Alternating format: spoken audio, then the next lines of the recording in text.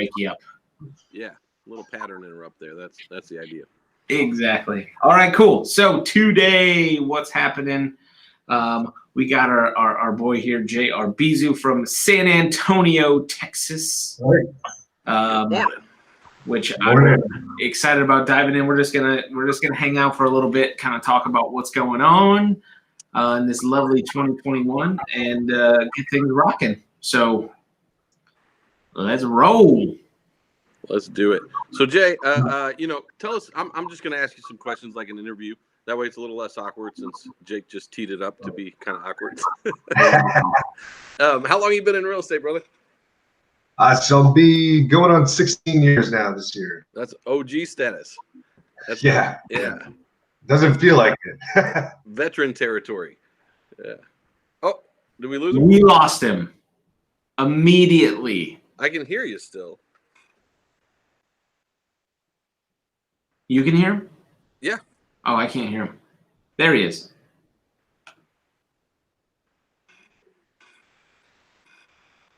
And we got the blue screen. Can you still hear? We need some blue steel to go with that blue screen. Can you still hear him? Yeah.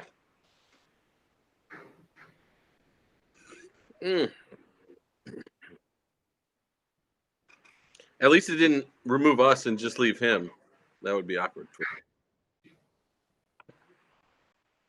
Yes. I can't. There we go. Okay. Popped up on my end. Okay. Don't touch anything. Yeah. And so 16 years. 16 years. Yeah. You're a little bit behind Senior Odo up there. Yeah. I was talking to an agent the other day that randomly called about doing an open house, and we got to chit-chatting, and we're talking his age, my age, and all of a sudden he says, wow, you're old enough to be my dad. And that's when I knew I'd been in the business for a while. Hey, I'm so sorry. We got a bad echo. Do you guys got that too? It's just me? Just you. What? I got a bad echo with Jay. Okay.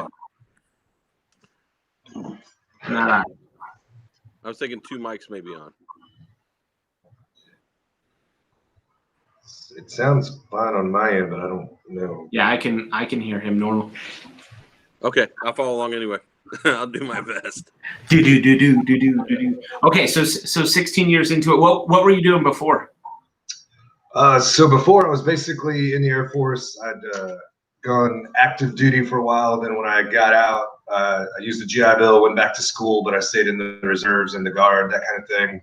And that's what kind of I was doing when I started real estate. Like I said, I was doing military, the one week in a month kind of thing, and it's launching the real estate career. So what made you pick real estate? I think I decided, I wanted it, in the military, I knew every month how much I was going to make, every year how much I was going to make, in 20 years, it was all mapped out for me, right? And so that kind of felt, made me start thinking about what could I do bigger and better. And then the whole idea, just the general idea of like, I never wanted to wake up to somebody's banging a trash can or an alarm again. So I thought, why not work for myself? And real estate seemed like the quickest way to get to that point, where I could kind of do my own thing. That's awesome. And so you have a team now. Yeah, and it's not a traditional team in that sense. Most of them are all their own agents, but with what we're doing with Market Maker, we're splitting a referral fee. That way, I can kind of recoup the cost of launching it for them, and that's kind of how we've done it. Nice, and that's working out for you, obviously. Enough to where we're getting things rolling in some other markets as well, because obviously EXP is a little bit different model, right? Right, for sure. You're able to team up with people without it being the traditional team type. Right. But at the end of the day, it's still all about the same things, which is how can you help people be more successful in real estate, close more deals, right? And you need people to do that. Yes, and I lean toward, like, the majority of my business is repeat and referral stuff. And, I like to teach that to other agents, but, there's obviously that need the first, because I feel like it takes 18 months, 2 years to really ramp up a repeat referral business.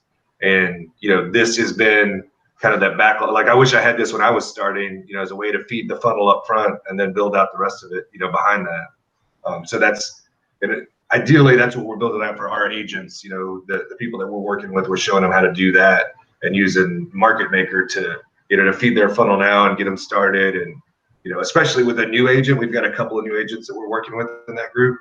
And, they're getting phone calls every week. They're working with buyers. They're talking to people, which is, I feel like the biggest part of the learning curve, right? You get out of real estate school and then it could be 60, 90 days before you talk to anybody if you start trying to do all the traditional training and route to go into business, So that's why I've enjoyed it. It's shortened that learning curve for sure, I feel like.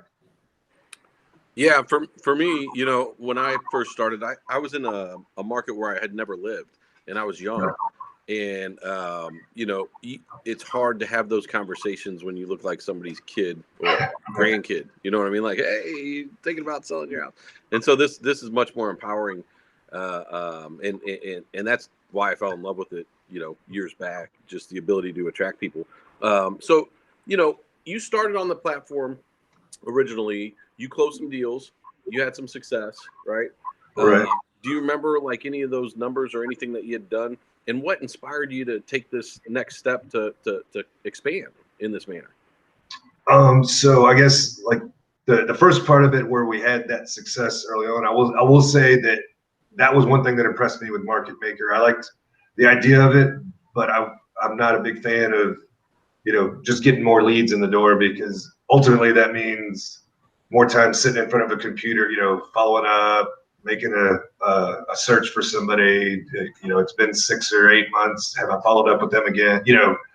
Like to me, that's not why I got into the real estate business. And I feel like most agents are similarly the way they think, right? And so anyway, so I liked the whole idea of, here's kind of a warm transfer of talking to somebody that, a buyer or a seller about real estate. And that's, that's proven to be the case with you guys, which is, again, I hadn't done any lead generation systems in forever because I was just not interested in throwing more leads in one funnel and watching, 98 of those 100 leads fall out the back into that funnel. So anyway, so that's how we got started. Yeah, we've had success, and it's only been a short time. So mid-October is when we started. So this will be about 90 days, and we've got 2 scheduled closings. One of them is a lead that I worked because I wanted to know how the system worked and not just throw it at some agents and say go at it. I wanted to be part of it, and I'll say that's been awesome, especially for like other lead generation systems that I've tried in the past. They're just 6 or 8 months before you start really seeing anything, and if you can stick with it that long without success. But this has been fast, and we've had, like I said, our average sales price, I'd call it about $250 here.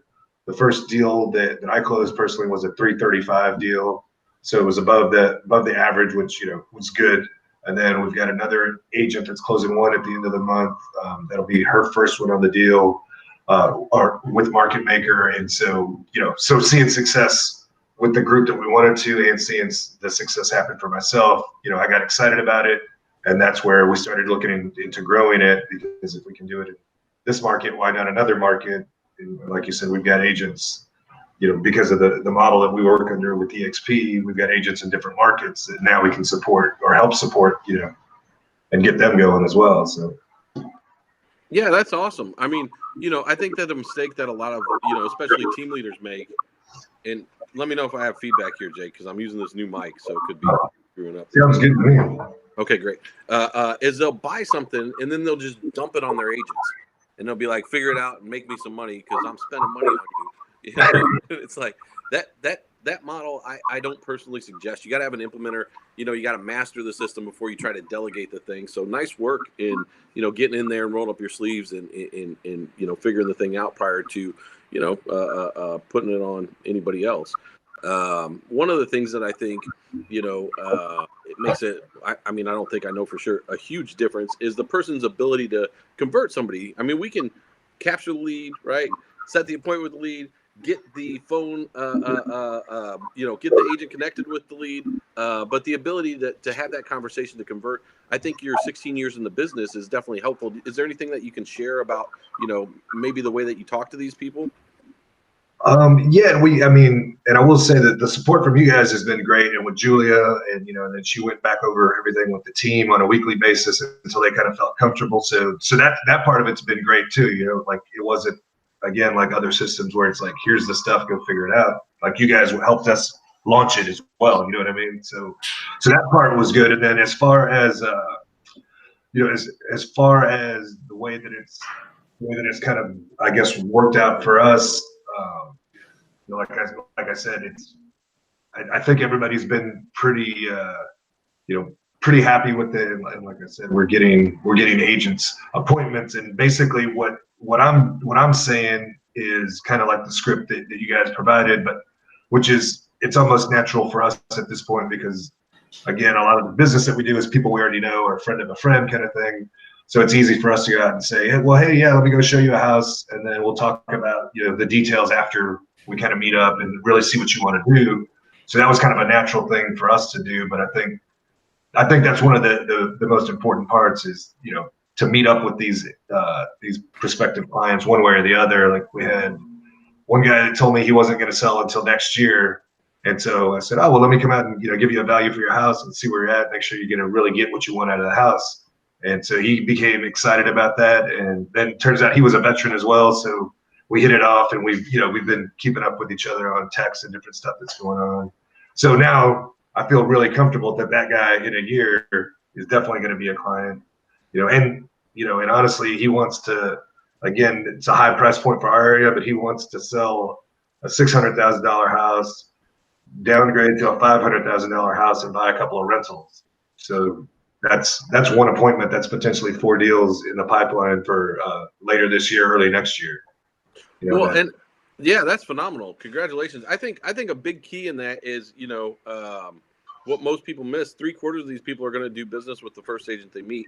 And generally, I think a lot of agents, especially if they've been jaded or maybe aren't familiar with lead gen, definitely, maybe not having that base that you had on Sphere and referral, they treat these people a little differently. You know what I mean? They treat them like maybe they're not human.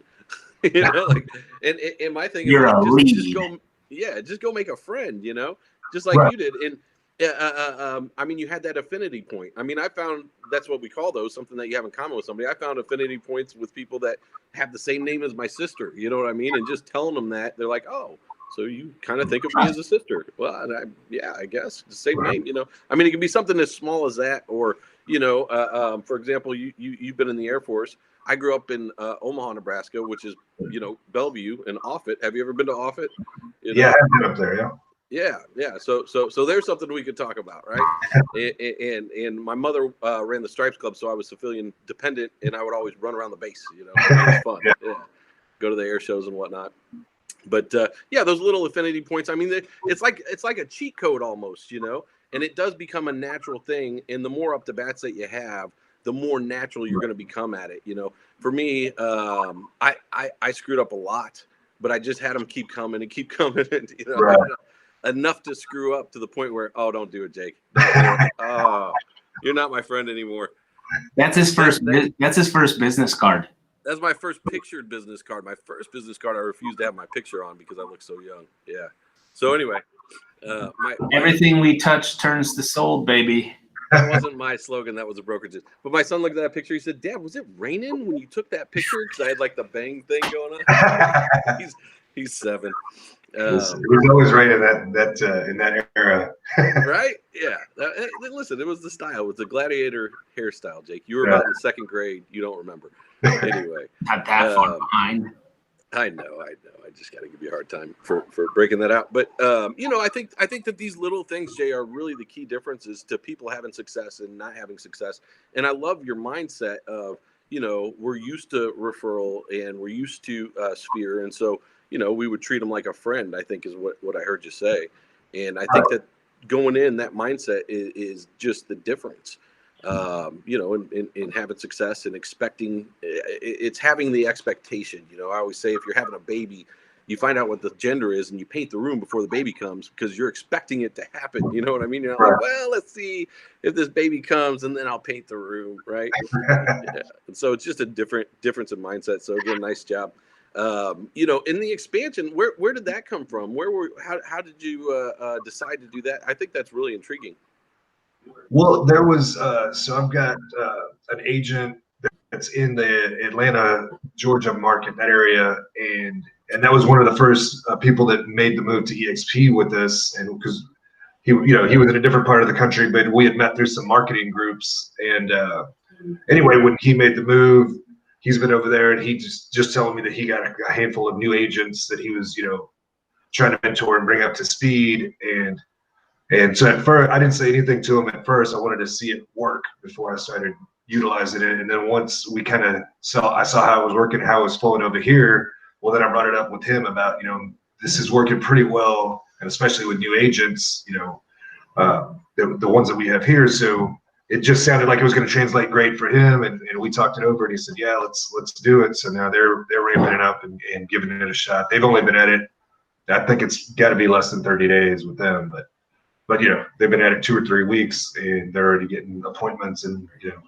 and again, everybody gets excited by the lead count, and I'm like, I don't care about that. I want to see the appointments. Like, how many phone calls are we getting? To me, that's the thing that separates this from everything else.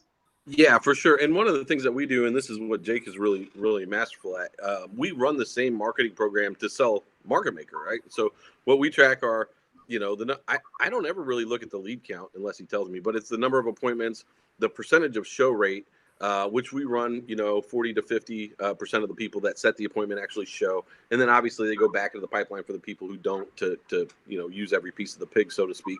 And then of that show rate, how many of them were we able to actually turn into a customer? And so that percentage is what we're constantly looking at. We're looking at that per salesperson, which would be per agent. Translated over, but it sounds like really the desire for the expansion came out of trying to help, a peer that you were sponsoring. Right. Yeah. And that's for me, it's a really natural fit, especially with the way the business model is designed. And like I said, this is somebody who kind of trusted me early on to come with us and do this, and then started expanding, in different states, which is something I couldn't do before. And so this was kind of almost a way that I saw was like, hey, it could be a win-win, and it's almost like a thank you for for trusting me all these years. So. That's awesome. I usually suggest not doing that. I'm like, hey, focus on your market first. You know what I mean? Get as much market share as you can, 5 to 10%, and then go for expansion. For friends of mine that are personal friends that have listened to me say that in the past, but I've been wrong before. So. Let's hope you're wrong on this one. Yeah, because it's hard to do everything, and I feel like unless you have the business models dialed in where you're at, why would you focus on external? But in this scenario, I see how that came about. It sounds like it's going to work well. I would just suggest for them to continue listening to you as far as the conversion process when you're on the phone with these folks, because and us, right? But again, the social proof has a lot of weight. I could say everything and say it 10 times and ask a question back, and I get a different answer than what I just said. So thank you again for talking about this, because it's really helpful for people to hear. Hey, if you follow the script and meet with the people, they're going to either become a client or you're going to make a potential future client. And the other thing is, even if they aren't a client, if I make a friend, I've made friends before, and the next thing I know, they're sending me their parents as a referral. Right? Yeah. And their parents have a lot more money. And I would have never been able to connect with their parents had it not been for taking my time to, again, treat them like a human, listen to what they were trying to do, and guide them appropriately, even if on their end it wasn't feasible at this time, Right. Oh, yeah. Because, that stuff always seems to come back around full circle in some way, I guess I've been in the business long enough to see it, it doesn't make sense to discard anybody, really. Yeah. I agree. I had one gal. Sorry, Jake. I know you got something you want to get out, but I just want to say this last thing. I had one gal one time. I had just giving her so much information and advice. And she said, well, Mike, there's nothing I can do for you. Nothing. Like, I have nothing to offer you. And I was like, well, yeah, I know that. She's like, why are you helping me so much? I said, I guess it's just my nature at this point. I'm not looking at what I'm going to get. And, again, it always comes back full circle, even if it's just your reputation. It's a nice way to live. Yep. Yeah. And I think, especially with newer agents that you're helping, like the skill, we always talk about it, like the skills that you develop are the only thing that people can ever take away from you, right? So in this game, right, like you both have done it for a long time, right? And you naturally have figured out something that worked, whether it was hooking up with somebody in the past that taught you how to do it, or you just kind of figured out, okay, this is the best way to do it to get the best result. But you got to the point where that's now a skill that new people just don't have, right? And a lot of times that takes up at bats to figure out, okay, I know this script was given to me by a really successful person, but it makes me uncomfortable. So I'm going to change it up and I'm going to do it this way. And then you realize that you do it that way and it doesn't work. And then you're like, oh, so got some egg on my face. So now I got to go back to what works. And like at some point, you either get fed up enough, you leave, or you figure it out. And like the two of you figured it out, luckily, right? But a lot of people never do. And I feel like that's probably one of the most important things that people can get, which is a combination of having enough at bats and then having someone to hold your hand or guide you or somehow be there for you. So I feel like you're doing that for the people that you've teamed up with, right? Which is awesome. We try to do that for all of our clients. Some people listen, some people don't, and it is what it is. But that's seriously such the important step, because like for me, talking about our internal process, I mean, like if one salesperson has a 20% closing percentage and another person has a 6% closing percentage, my time goes to the person that has a 6% closing percentage, and I'm working with that person to try and get them up to speed. But it's all about their skills. It has nothing to do with the leads or where they came from or anything like that. I'm just focused on what they could be doing better to kind of get back up to what everybody else is doing. Right. And I like the way you guys say at bat too, because like when I think about like when I first started out, I think my first year I sold like 5 or 6 houses. And I feel like if I had more at bats, that number comes up, plus the learning curve of, getting comfortable and knowing which questions to ask and all that kind of stuff. It would have sped all that up, It did for me. Right? Like that kid, that picture, like that kid within a few years became the number one agent in his marketplace. Like that wasn't due to the look of like a typical, hey, can you sell my $300,000 house? Yeah.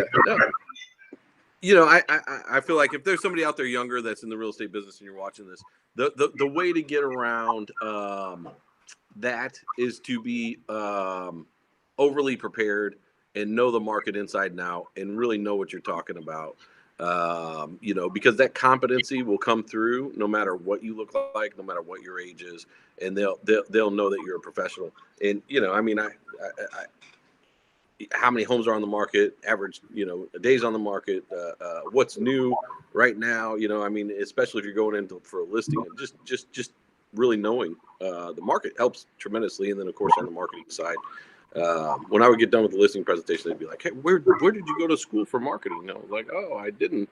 I just studied and figured this out. But, I think for me personally, just on the new agent side of things, I always liked hiring new agents for my team. That was always my focus. I wanted somebody that was, as fresh as could be, because they didn't have any preconceptions that were not accurate. They didn't have any bad habits. And, what I would teach them is how they would learn the business. And so I preferred new agents. You could sway me the other way. I mean, I know a lot of people would push back on that, but it was just much easier to get them dialed in and producing consistently if they didn't have a lot of pushback. Right. Yeah. Very true. Most of the time, go ahead. No, what were you going to say? Oh, I was going to say most of the time that pushback comes from ego, like, oh, I've been doing this a long time and I know what I'm doing. Well, of course you do, but here's what we're doing, and here, try it. Just try it. It's free to try. Anyway. Free to try, baby. Yeah. All right, cool. Well, we're coming up on 25 minutes. So you guys have any parting thoughts here, Mike? Not personally. Again, I just want to thank you, Jay, for coming on and talking about your experience. Hopefully, we're inspiring people who are watching this and kind of want to know how it's done. I'm excited for your future. I'm excited for what you're doing. I'm humbled and grateful to be a part of it, and I look forward to more continued success with you for sure. Yeah, for sure. Thank you guys. I enjoyed being on here, and 20 minutes went by pretty quick. But yeah, I mean, I've got nothing but good things to say. So anybody that's out there watching or listening, I'm happy to talk to anybody that wants to, my opinion on it or whatever. So thank you so much for that. That's yeah, awesome. we might send somebody to ask Jay how to convert. All right. That's the money making skill for sure. Yes, Yeah. sir. All right, Jay, appreciate it. All right, well, thank you guys. All right. Thank you, brother. And as we always say here at Market Maker, you are always one pre-position appointment away. Every day. Don't get it. See you, man. Appreciate it. All right. Yeah.